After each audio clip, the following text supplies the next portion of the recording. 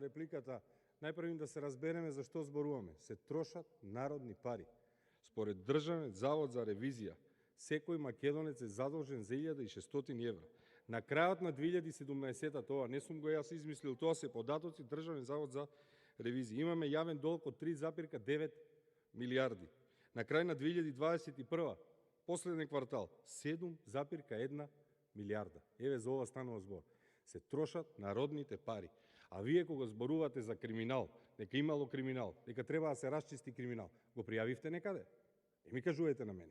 Јас го пријавува Венко лично во Државна комисија за спречување на корупција, кога откривме дека се порачуваат од фантомски фирми во Хонг Конг.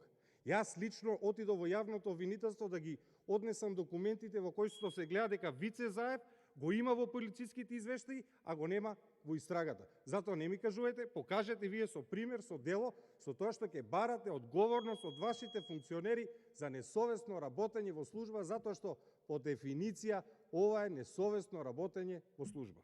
И истрага од кои фирми се набавува и јагленот, и струјата, и се останало. Благодарам. Има збор пратеник од Тони Јаревски, повелете.